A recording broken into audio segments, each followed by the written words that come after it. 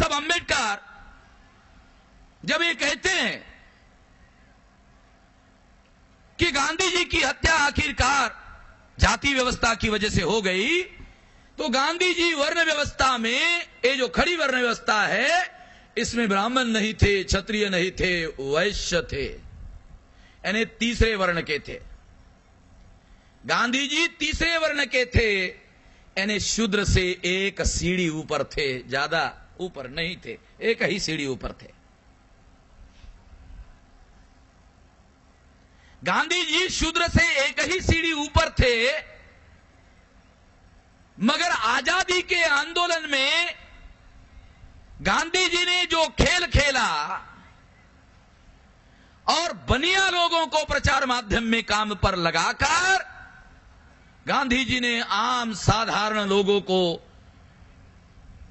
प्रचार के द्वारा अपने जाल में फंसाया,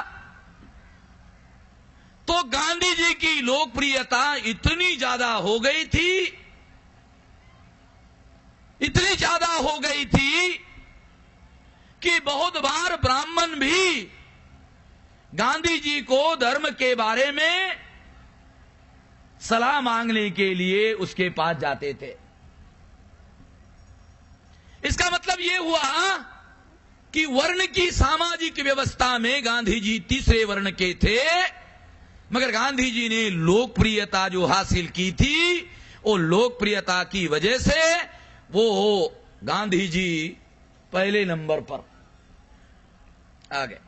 वर्ण व्यवस्था के हिसाब से अगर देखा जाए तो ब्राह्मण पहले नंबर पर है, ब्राह्मण के ऊपर कोई नहीं है, ब्राह्मण के भी ऊपर चला गया।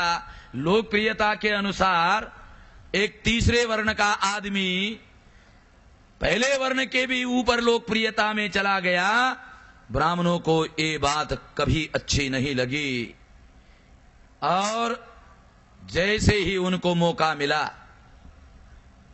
अंग्रेजों के समय में 2 बार ब्राह्मणों ने गांधी की हत्या करने का प्रयास किया। अंग्रेजों ने गांधी को दोनों बार बचाया। इतिहास पढ़ लेना आप लोग। अंग्रेजों के समय में 2 बार गांधी जी की हत्या करने का प्रयास हुआ, गांधी जी को अंग्रेजों ने दोनों बार बचाया।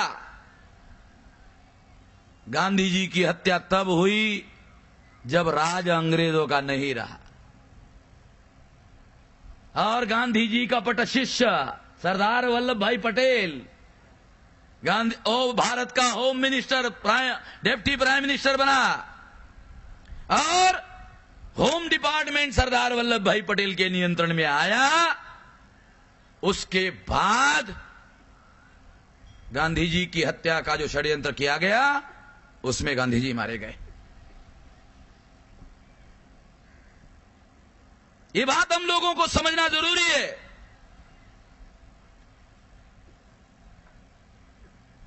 गांधी जी सरदार वल्लभ भाई पटेल को प्रधानमंत्री नहीं बनने देना चाहते थे। सरदार पटेल का जो लोग समर्थन कर रहे थे, वो जवाहरलाल का विरोध कर रहे थे। गांधी जी ने बाबा साहब अंबेडकर का नाम चलाया होगा, मैं नहीं जानता, अब ये तथ्य नहीं जानता, चलाया होगा। उसके पीछे दाव पेच ये था कि सरदार का समर्थन करने वाले जो लोग थे, उनको गांधी थ्रेट कर रहे थे, अगर सरदार और जवाहरलाल नेहरू में झगड़ा हुआ तो मैं अंबेडकर का समर्थन करूंगा। ऐसा कहकर सरदार का समर्थन करने वाले जो लोग थे, उनको गांधी ने थ्रेट दिया और ये थ्रेट देते ही वो जवाहरलाल का समर्थन में खड़े हो गए। गांधी का दाव पेच समझना बहुत जरूरी है। गांधी का व्यवहार कभी भी बाबा साहब अंबेडकर के समर्थन में नहीं रहा। इतिहास है, पढ़ लेना। तो इसका मतलब है कि इस तरीके से विश्लेषण किया जा सकता है कि गांधी तीसरे वर्ण के थे, लोकप्रियता ने उनको पहले नंबर से भी ऊपर पहुंचा दिया। पहले नंबर पर रहने वाले जो ब्राह्मण थे, महाराष्ट्र के बाल गंगाधर तिलक के जितने अनुयायी थे, उन्होंने कभी गांधी जी को अपना नेता स्वीकार नहीं किया। महाराष्ट्र का इतिहास है, पढ़ लेना। बाल गंगाधर तिलक के जो कट्टर समर्थक थे, उन्होंने कभी भी गांधी जी को अपना नेता स्वीकार नहीं किया। ये भी एक महाराष्ट्र का बड़ा इतिहास है। हरिभाऊ यहां है, वो दस्तावेज ही जानते हैं सारी चीजें। तो साथियों, इस दृष्टिकोण से ये कहा जा सकता है, इस तरीके से कहा जा सकता है कि जाति व्यवस्था, इसमें जाति व्यवस्था ने जरूर रोल प्ले किया। अगर जाति व्यवस्था ने ही सरदार वल्लभ भाई पटेल को प्रधानमंत्री नहीं बनने दिया, जैसे गांधी जी ने सरदार पटेल को प्रधानमंत्री नहीं बनने दिया, वो शूद्र था। सुभाष चंद्र बोस के बारे में मैंने आपको बताया, सरदार वल्लभ भाई पटेल को गांधी जी ने प्रधानमंत्री नहीं बनने दिया जाति व्यवस्था की वजह से।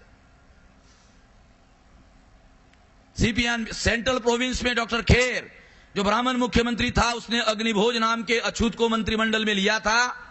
गांधी जी ने सरदार पटेल को भेजा था कि उस अछूत को मंत्रिमंडल से निकाला जाए।